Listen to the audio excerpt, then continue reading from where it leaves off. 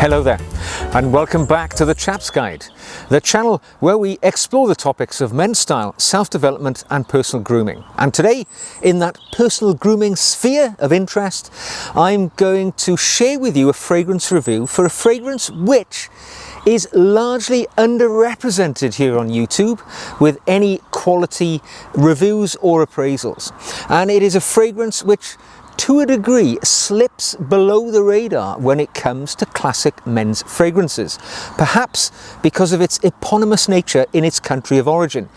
It's taken for granted, and because it's inexpensive, people think there is no sophistication to it.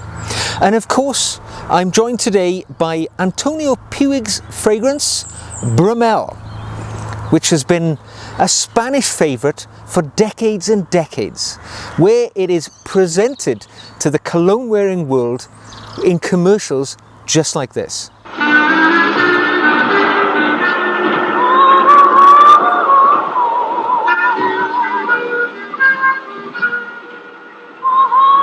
En las distancias cortas es donde una colonia de hombre se la juega.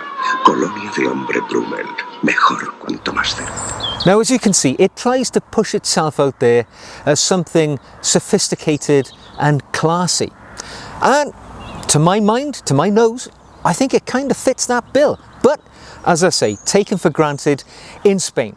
Now, Antonio Puig, I'm very much discovering, is a bit of a superpower in the fragrance world, or I should say the budget fragrance world, because they don't really knock things out which are incredibly expensive.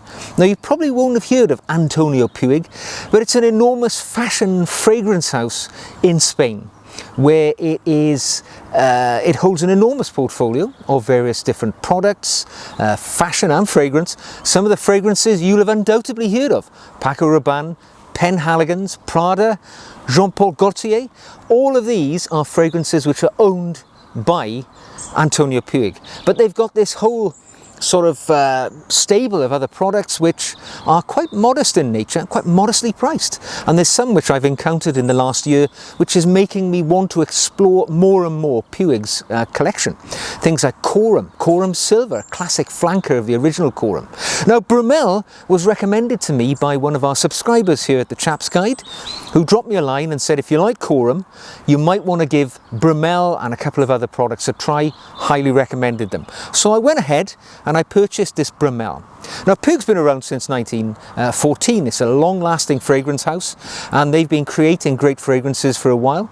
And Brummel is, how can I describe it in a few simple words? I would say it is a masculine, woody and spicy fragrance with citrus and floral undertones. And that's probably a good way of summing it up. So, let's give it a try. Let's apply the Mark I nostril to this, because, is it not, that's what it's all about, the smell of it. So, a couple of squirts on the back of the wrist, just so you can see it's a very fine atomizer on this bottle, and it's eau de cologne level of potency. So, towards the very, very lower end of strength, really, when it comes to the concentration of active ingredients within the bottle. As you'll be aware, eau de cologne right there down the bottom, just below eau de toilette and eau de parfum. So potency quite low. That said, a beautiful smell. A beautiful smell indeed. Just drink in that smell. Well, in the head notes, it's really citrusy and it's quite green. You know, you get a freshness to it, which is quite pleasing, quite pleasant. As it dries down into its mid-notes, there'll be a spice there and a warmth, but a bit of florality as well. You definitely get the sense of the floral elements to it. And when it dries down, it's got a woody, aromatic fragrance, really. And combine them all together, and you get quite a powdery, fresh, classy, oldie, worldy fragrance to me. It is, I wouldn't go as far to say barbershop, the powderiness of it, a dry fragrance, if you can imagine what I'm saying here. It's crisp, it's clean, and that's really what comes across to me when I smell this. So let's talk about some of the specifics, how you can wear it, where you'd wear it, things like that.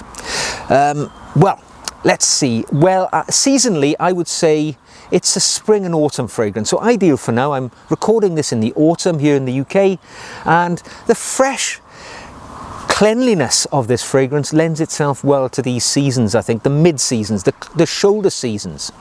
Perhaps it does not have the punch, the depth of power, which one would look for in a winter fragrance, which, I expect in my winter fragrances, much more power.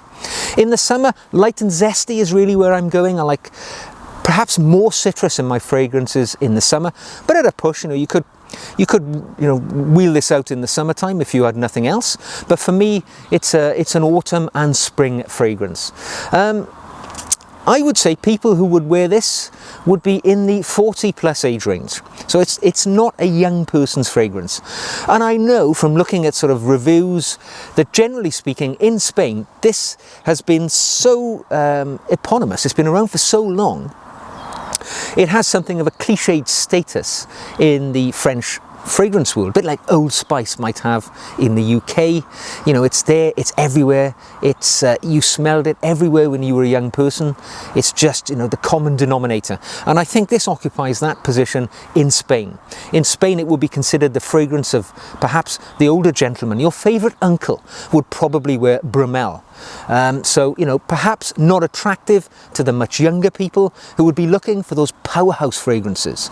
I would definitely say as you reach maturity and you're happy with your sense of self, this is something you would wear because you like the smell of it, not because you're trying to impart an impression on the people that you meet. So 40 plus. I would say it's a daytime fragrance, definitely. It's not something I would wear out in the evening because it doesn't have the power to do that. If you're going to a nightclub, somewhere where there are going to be a lot of other people, we're also wearing fragrances, this is going to disappear into the background. It doesn't have that punch to hold its own against perhaps some of those more overwhelming, domineering fragrances which people might be wearing in an evening environment. On that note, I would say it's probably not a fragrance you would wear to an occasion. I wouldn't be wearing this on my wedding day. I wouldn't be wearing this, somewhere where I'll be meeting lots of people in a public environment. It just doesn't have that level of gravitas. However, conversely, that makes it ideal to wear in environments where you don't want a cologne which is going to be overwhelming. In the workplace, for instance, if you're working in tight proximity to other people, if you're sharing a workspace, or you're going to be in a vehicle with somebody for a prolonged period of time, planning ahead, you don't want an overpowering, strength-ridden fragrance in that situation. Something like Brummel will be ideal. You'll be giving off the sense of cleanliness and freshness and crisp zest, yet it won't be so much so that you'll have them gagging and coughing because your fragrance is dominating the space. So it's useful in that regard, but not something I'd wear to a very special occasion where I want something to boost my personality and give me some zap, because I don't think it really fulfills that. Not for me personally, but everybody's different, accepted. Is it masculine in that case? No, I've said that. Well, it is masculine in regards to, it's got that woodiness, it's got that citrusy and spiciness to it, which one certainly associates with male fragrances. I wouldn't say this could be taken as a unisex fragrance in any way. It's definitely a man's scent, but certainly not in the sort of alpha male category, not something that those hyper confident men would be wearing. Something which is perhaps for people more comfortable with themselves. Does it project? Well, its projection is modest. It's not a super strong fragrance, but then again, we're not expecting it to be. It's an eau de cologne. Now, I know it's also available in aftershave, and aftershave, of course, would have an even lower level of concentration. But in the eau de cologne, which is the only level, the strongest level it's available in, it doesn't have a massive projection. It doesn't have a huge wake.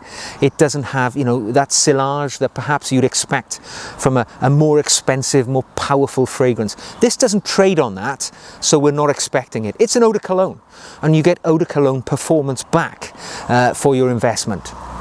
Does it last long? Well, perhaps Having said what I've just done so, you wouldn't expect it to last long, and it doesn't. Its longevity is medium at best. If you apply this in the morning, it's still going to be active on your skin around about lunchtime, but we wouldn't be expecting this to persist and hang around all day. You know, by the time you go home from work, fly, it will have died off. It will have died off. So it's not something which is going to hang over you like a cloud of fragrance all day long. It doesn't do that. It will taper off and it will dissipate as the day goes on. Third-party comments I've picked up wearing this: overwhelmingly pleasant, and I think I would expect that. This is a fragrance one would associate with a fresh, you know, cleanliness smell, so people are going to like it. They're not going to dislike it for that nature. You know, it's designed to appeal to that element of the human enjoyment of fragrance, so it's going to do that. I think you won't find many people saying, this is my overwhelmingly favourite fragrance. It just doesn't have that gravitas. It's got that I like it, I'll wear it type of thing about it, rather than this is my all-time favourite. Just doesn't have that for me. But then there's a place for that in everybody's collection as well. Don't forget that. Not everything can be super strong, powerful, your best favourite of all time. There's got to be some solid, steady performers in that collection, and this is where Brummel comes in. What else can I tell you? Well, let's just look at the bottle. You know, it's a very plain bottle. There's nothing special about this. Plastic lid. Very modest atomizer, as I've already showed you. It doesn't have the feel of overwhelming quality, but then we wouldn't expect it to. But I'm coming to the price in a moment. Very plain bottle, simple, you know, sticker on the front telling you its name and the fact that it's an eau de cologne. Very little else written on there at all, to be honest. But 100 millilitres eau de cologne, get what you pay for. And the box it comes in absolutely mirrors the sticker on the front of our friend here. In fact, I tell a lie, this is 125 millilitres, so you're getting quite a bit there actually. But the box, simple, plain, no more than you'd expect, telling us just the very basic about this.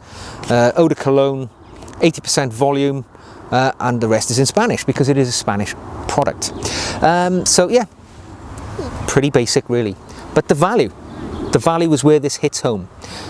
125 millilitres, purchased from Amazon UK, £11 and about 50 pence it cost me.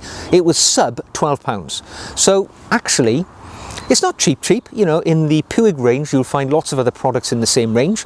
Some which are, you know, quite a lot more potent. To name but two, Coram and Coram Silver, two products I've reviewed on this channel before, who are outstanding performers.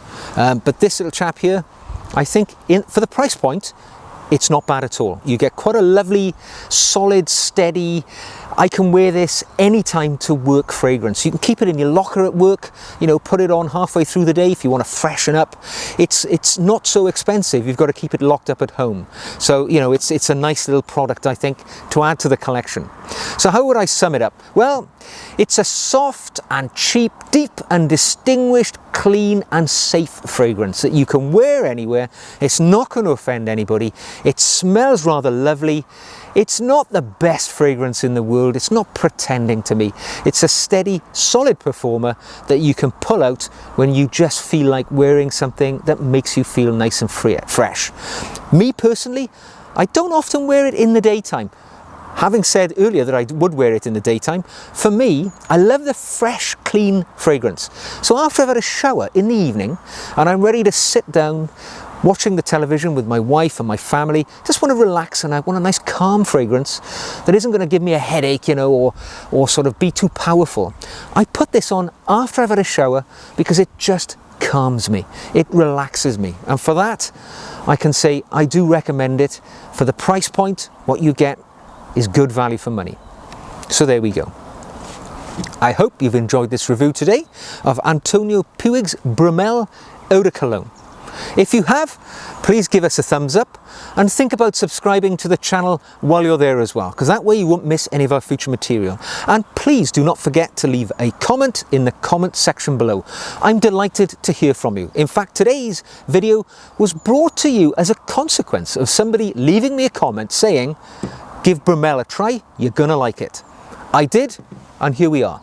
So leave me that comment. So, until the next time we meet, take care of yourselves and your families, and I will see you again very soon, back here at the Chaps Guide.